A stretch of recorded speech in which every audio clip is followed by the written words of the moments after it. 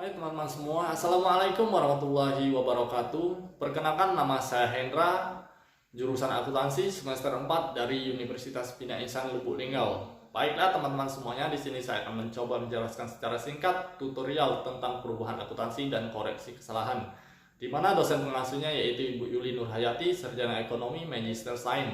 Baiklah teman-teman semuanya, kita masuk ke slide yang pertama, yaitu tentang perubahan akuntansi. Di mana perubahan akuntansi ini memiliki 3 jenis perubahan. Yang pertama yaitu perubahan prinsip akuntansi. Perubahan dari satu prinsip akuntansi yang berlaku umum ke prinsip akuntansi yang berlaku umum lainnya. Nah, sebagai contohnya yaitu perubahan metode penilaian persediaan dari LIPO menjadi biaya rata-rata. Perubahan yang kedua yaitu perubahan estimasi akuntansi. Perubahan yang terjadi sebagai akibat dari contoh baru atau diperolehnya pengalaman tambahan. Sebagai contohnya yaitu perubahan estimasi umur manfaat yang dapat disusurkan. Perubahan yang ketiga yaitu perubahan entitas pelaporan. Perubahan dari pelaporan sebagai satu jenis entitas lainnya. Nah, sebagai contohnya yaitu perubahan anak perusahaan spesifik dalam satu kelompok perusahaan di mana laporan keuangan konsolidasi disusun. Baiklah teman-teman, kita masuk ke slide selanjutnya yaitu perubahan prinsip akuntansi.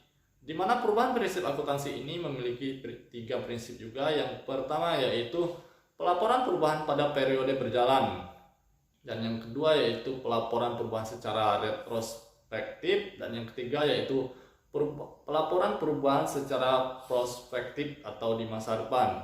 Baiklah, kita masuk ke slide yang selanjutnya yaitu tentang pendekatan perubahan akuntansi retrospektif. Ketika perusahaan mengubah satu prinsip akuntansi, perubahan tersebut sebaiknya dilaporkan dengan aplikasi retrospektif. Secara umum, perusahaan tersebut harus melakukan hal-hal sebagai berikut. Yang pertama yaitu perusahaan mengkoreksi laporan keuangannya pada setiap periode yang tercakup. Maka, informasi laporan keuangan terkait periode terdahulu akan berdasar pada prinsip akuntansi yang baru. Yang kedua yaitu perusahaan mengkoreksi nilai pindah buku atas aktiva kewajiban terhitung awal tahun pertama yang mencakup dalam laporan. Maka akun-akun tersebut mencerminkan pengaruh kumulatif pada periode-periode terdahulu akibat perusahaan pada periode-periode yang baru. Perusahaan juga melakukan koreksi penyimpangan atau offset terhadap neraca pembukuan atas akun laba ditahan atau komponen relevan lainnya dalam ekuitas pemegang saham atau aktiva bersih terhitung awal tahun pertama yang tercantum dalam laporan. Baiklah teman-teman, kita masuk ke slide yang selanjutnya yaitu tentang melaporkan perubahan akuntansi. Pengungkapan perubahan akuntansi sangatlah penting. Maka para pemakai laporan keuangan ini menginginkan laporan konsisten dari satu periode ke periode berikutnya. Konsisten seperti ini menjamin manfaat laporan keuangan. Nah, ada persyaratan pengungkapan utama disajikan sebagai berikut. Yang pertama yaitu sifat dan alasan perubahan prinsip akuntansi tersebut.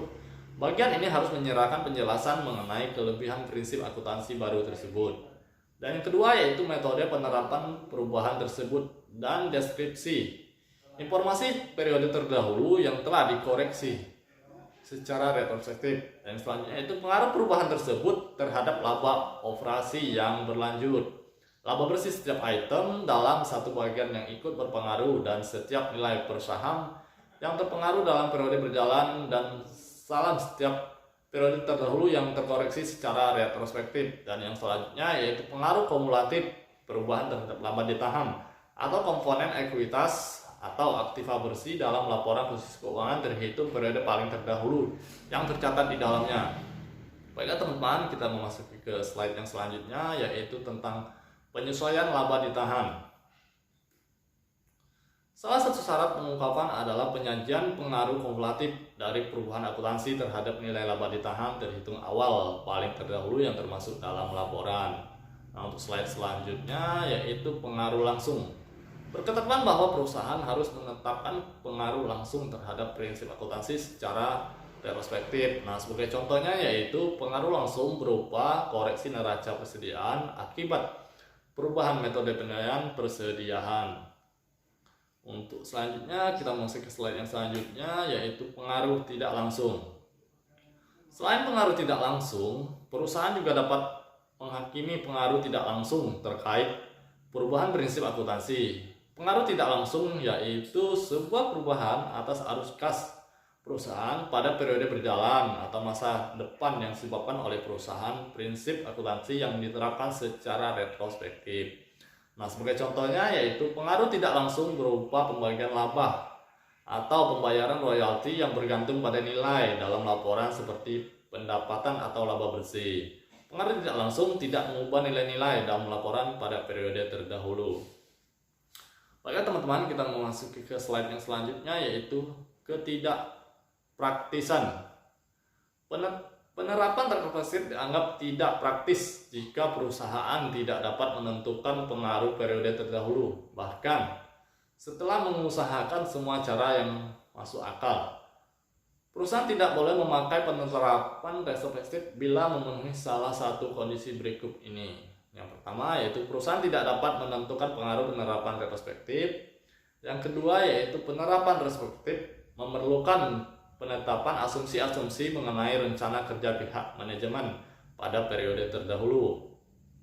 Dan yang ketiga yaitu penerapan retrospektif memerlukan estimasi-estimasi signifikan terkait periode terdahulu dan perusahaan tidak secara objektif mengesahkan informasi yang diperlukan dalam menetapkan estimasi-estimasi tersebut.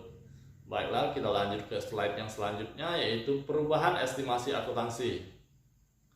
Penyusunan laporan keuangan memerlukan estimasi dampak dari kondisi-kondisi dan peristiwa di masa datang. Berikut ini adalah contoh pos-pos yang memerlukan estimasi. Yang pertama yaitu piutang tak tertagih, yang kedua yaitu keuangan persediaan, yang ketiga yaitu umur manfaat nilai sisa aktiva, dan yang keempat yaitu periode yang menerima manfaat dari biaya yang ditanggungkan.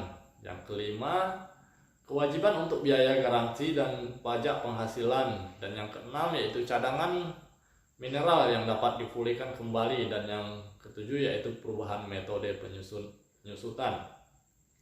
Baiklah, kita lanjut ke slide yang selanjutnya yaitu tentang pelaporan perubahan dalam entitas.